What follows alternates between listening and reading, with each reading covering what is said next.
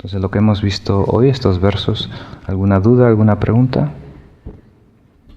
¿Sobre las aceitunas, alguna duda? ¿No? Muy bien. Una palabra tibetana que es bardo, que quiere decir transición. Literalmente quiere decir entre. Es algo que está entre dos etapas. Entonces el bardo es la etapa entre la muerte física, clínica, que para los pulmones y el corazón, y el próximo nacimiento. El soñar es una analogía. Si seguimos la analogía de la vida, de un día como en vida, entonces el sueño es equivalente al bardo. Y muchos de los maestros dicen que tiene una característica muy similar, ¿no? Porque la realidad del bardo la vamos a vivir tal como vivimos un sueño. Para nosotros va a ser real, ¿no? Y nos movemos con mucha velocidad. Y al estar desvinculados de la densidad de la materia, no hay nada que nos ancle, ¿no? Y por lo tanto una emoción puede explotar, ¿no? Y nos puede llevar de un lado a otro rápidamente. Algo que veremos más adelante. He hablado de las preferencias y del apego a las preferencias. Según he entendido, lo importante es no tener apego a las preferencias. Las preferencias son naturales. A mí me gusta el rojo más que el azul y es el producto de un condicionamiento. Yo no puedo evitar que me guste más que me den un beso que me den una patada. Otra cosa es que yo me apegue a eso. O sea, ¿puede hablar un poquito más de eso? Sí, lo que dices es absolutamente correcto, pero si queremos ser exigentes con nosotros mismos, podemos cuestionar esta palabra natural, ¿no? Cuando tú dices que las preferencias son naturales, ¿en qué sentido son naturales, ¿no? Cuando tú dices que surgen de condicionamiento o de, ¿cómo es la otra palabra? Asociación, ¿no? De estar acondicionados por la sociedad. Es verdad, pero eso puede y debe ser modificado. Siempre tenemos que mejorar. Pero lo grave no está, como tú bien dices, en elegir o preferir o apreciar o disfrutar, ¿no? Sino es la mala relación con esas cosas, ¿no? La mala relación que crea una dependencia. Cuando falta, caemos, ¿no? Y cuando está, nos enciegamos, ¿no? Estamos ciegos ante la realidad. Entonces, podemos preferir, podemos valorar sin caer en ese extremo. Eso es lo delicado. Muy difícil de detectar, ¿no? Muy difícil de ser completamente transparentes y honestos con nosotros mismos. Pero ese es el secreto, para que realmente funcione el camino espiritual, que sea una práctica transformadora. No podemos tener ideas antiguas, ¿no? De que esto es bueno siempre. Eso caduca en un instante. Hay que saber en este contexto, en esta etapa, qué es lo más conveniente, qué tengo que resaltar, qué tengo que acentuar. Entonces es muy importante. Entonces quiere decir que eso quiere decir que es sano, que no hay apego. Si no sientes que te falta cuando no la hay, ¿sí? Entonces la sensación negativa cuando eso no está es un claro indicador de cuánto dependemos eso, cuánto estamos aferrados o apegados a eso, ¿no? Entonces, si hay amor genuino por una persona, deberíamos preocuparnos de su felicidad, ¿no? Y si tiene que viajar, deberíamos mantener el nivel de felicidad, ¿no? Aunque esté a la distancia. Con esa idea de no posicionarse de una forma definida o definitiva en una tesis, en una preferencia, que supondría un desequilibrio.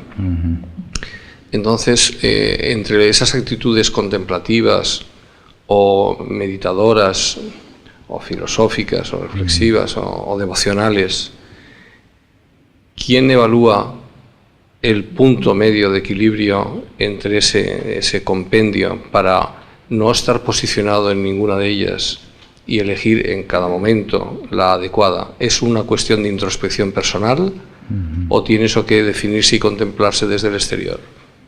Sí, muy buena pregunta. Entonces, siempre nosotros tenemos que estar involucrados en esa, como diríamos, criterio, en ese discernimiento. Cuanto menos experiencia tengamos y menos conocimiento, más tenemos que apoyarnos en los consejos de alguien que sabe más y tiene más experiencia, o sea, un mentor.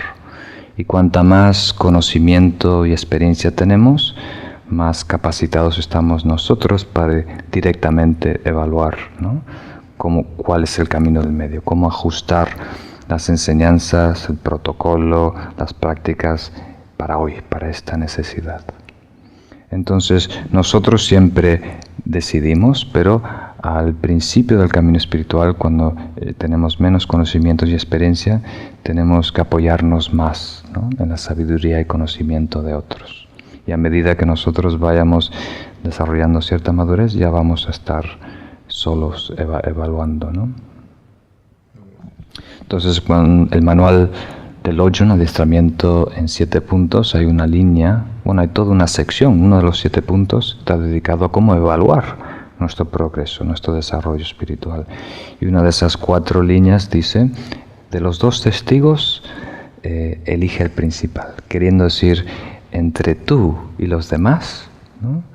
El testigo principal eres tú, ¿no? Entonces ahí está hablando para un practicante ya maduro, con cierta madurez. Y en ese contexto nosotros tenemos que ser completamente transparentes, honestos con nosotros mismos y saber lo que está transcurriendo por dentro, ¿no? Para saber cómo evaluar, cómo decidir, qué es lo importante. Muy bien. Y una vez uno sabe todo esto, ¿cómo te quitas el apego? ¿Qué haces? ¿Meditar? ¿O cómo te quitas? O sea, tú de repente descubres pues que estás actuando, que tienes un apego a lo que sea, a una persona, a un objeto, lo que sea. Entonces, ¿cómo consigues? Tú eres consciente ya de que lo sabes, yo tengo el conocimiento de que tengo el apego, ¿cómo me lo quito? Porque yo puedo ser consciente, pero ¿cómo me quito yo ese apego? Entiendo. Muy buena pregunta. ¿O cómo puedo hacer que vaya desapareciendo poco a poco? Entonces hay diferentes objetos a los que nos apegamos, diferentes tipos de apegos, ¿no? Algunos hasta son químicos, ¿no? Tener adicción al cigarro, hay algo que es de conducta, pero hay algo que es psicológico y hay otra cosa que es química, ¿no? Hay apegos psicológicos, afectivos, hay apegos conceptuales, hay todo tipo de apegos. Podemos explicar todo el camino espiritual como un proceso de desapegarse, empezando con lo burdo y yendo a lo sutil, ¿no? Entonces, inicialmente tenemos que crear espacio, queriendo decir, alejarnos de ese objeto que produce el apego o el deseo o la dependencia, ¿no? Crear un poco de libertad, ¿no? O sea, no relacionarnos con personas que fuman, no lavar nuestra ropa para que no tenga olor de tabaco. Bueno, a lo mejor el olor feo ayuda. Hay un nuevo estudio en California que dice que para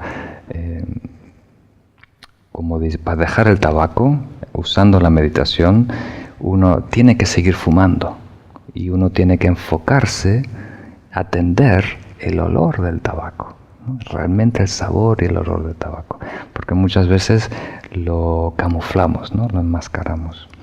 Entonces, normalmente tenemos que tener cierta distancia por un tiempo, ¿no? Para crecer y fortalecer dentro.